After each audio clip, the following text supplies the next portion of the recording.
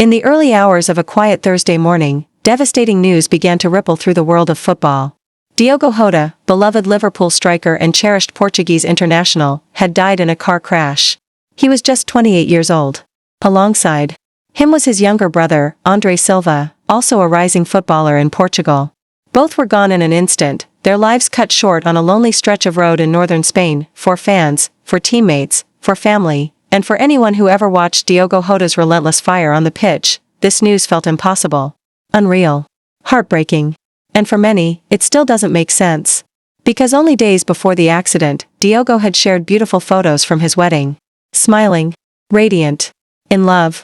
Holding hands with his longtime partner, Ruth Cardoso, and surrounded by their 3 children. The post's caption in Portuguese read, "Yes, forever."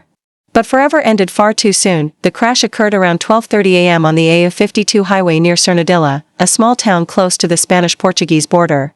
According to Spain's Guardia Civil, the car, a luxury Lamborghini, was attempting to overtake when a tire blew out. The vehicle veered off the road, burst into flames, and took the lives of both brothers before help could arrive. Photos of the wreckage, charred, mangled, and unrecognizable, circulated in the media. And with every image, disbelief grew. How could this happen? How could the world lose not just one, but 2 young men with so much life left to live? At Anfield, the home of Liverpool FC, the atmosphere was heavy. Fans gathered in silence. Some laid flowers. Others left scarves and jerseys. Many wept. The club's iconic motto, "You'll never walk alone," was whispered like a prayer. Liverpool's town hall lowered its flag to half-staff. A hush spread over the city. Liverpool FC issued a statement that read simply, "Liverpool Football Club are devastated by the tragic passing of Diogo Jota. His loss is an unfathomable one." And it truly was. Diogo Jota, born Diogo José Teixeira da Silva, came into the world on December 4, 1996, in Porto, Portugal. Even as a child, there was a spark about him. A fearlessness. At just 17, he joined the Portuguese side Paços de Ferreira, where his talent quickly caught the eye of coaches and older teammates. One of those teammates, former midfielder Manuel José Vieira, remembered Jota's earliest days on the field. "He was very bold," Vieira said.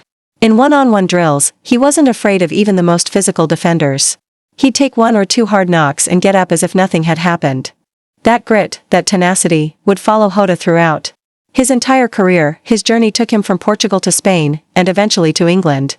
In 2017, he joined Wolverhampton Wanderers, where his sharpness and adaptability made him a key player. But it was in 2020, when Liverpool signed him for a reported £40 million, that Jota truly found his place on the world stage. At Liverpool, he wasn't just another striker. He was electric. Tireless. Dangerous in the box. In the 2024-25 season, he was instrumental in Liverpool's Premier League title win, scoring 6 goals in 26 league matches. He wasn't the flashiest player on the pitch, but he was often the smartest. And always the most dependable. His final goal came in a match that will now live in Liverpool legend. Against their bitter rivals, Everton, Jota scored the only goal. In a tense 1-0 victory. It wasn't just the goal, it was the way he scored it. Picking up the ball, dancing past 2 defenders, and driving it into the net with fierce precision. It was Jota at his best. And now, heartbreakingly, it was also Jota's final roar. But Jota wasn't just a footballer. He was a father, a husband, a brother. A gamer, too. He loved video games, especially FIFA and Football Manager. In 2021, he even ranked #1 on the FIFA Ultimate Team Champions leaderboard. He owned a gaming team, Luna Sports. "I was the only player that was playing in the Champions League and the E-Champions League," he once said with a grin. His love for the game extended beyond the stadium, beyond the fans, beyond the fame.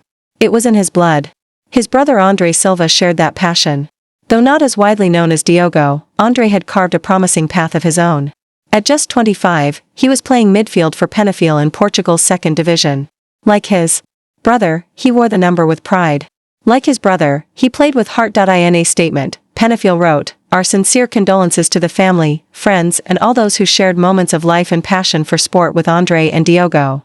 The club is now grieving the loss of one of their own, Cristiano Ronaldo, Diogo's longtime national teammate and one of the sport's biggest icons, shared his sorrow in a raw Instagram post.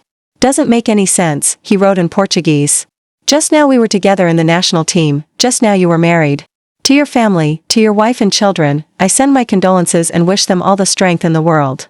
The Portuguese Football Federation mourned the loss of both brothers, calling it a tragedy not just for football, but for the entire nation. Former national coach Fernando Santos recalled how Diogo supported the team during the 2022 World Cup. In Qatar, even though an injury had sidelined him, he really wanted to play and came just to support us, Santos said. That says everything about who he was. It's hard to quantify what Diogo Jota meant to the game. He wasn't just a striker. He was a symbol. A workhorse. A fighter. A quiet leader who let his boots do the talking. For many fans, he was a favorite, not because he demanded attention, but because he earned respect. In this age of ego-driven athletes, Jota was humble. Grounded. Always playing for the team, never for the headlines. When he celebrated a goal, it was pure joy, arms wide, smile breaking through, sometimes pointing to the stands where his family watched. He never forgot where he came from.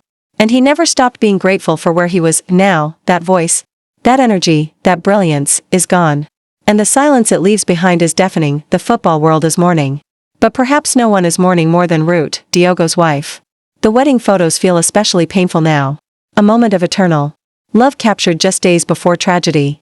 They had just started this new chapter, just said, yes, forever. And now she must face forever alone, raising 3 young children without the man who was meant to grow old by her side. It's almost too much to bear outside Anfield. The tears keep falling. Jerseys hang on the gates. Candles flicker in the wind. Children whisper his name. Jota. Fans chant softly. You'll never walk alone. But they're not just chanting it for Liverpool. They're chanting it for Diogo. For Andre. For Ruta. For the children. For everyone who loved them, because no one should walk through this kind of grief alone, not a wife without her husband. Not a mother without her sons. Not a fan without their hero. Diogo Jota lived for football. But he died as a husband, a brother, a father, and a son. And it is those roles, those deeply human, deeply loving roles, that made him who he truly was. He will never be forgotten. Not by his teammates. Not by Portugal. Not by Liverpool. Not by his fans. And certainly not by the family who will carry his name and memory forever. Rest in peace, Diogo. Rest in peace, Andre. The world may have lost 2 footballers, but it gained 2 legends, and as Liverpool said best, you'll never walk alone.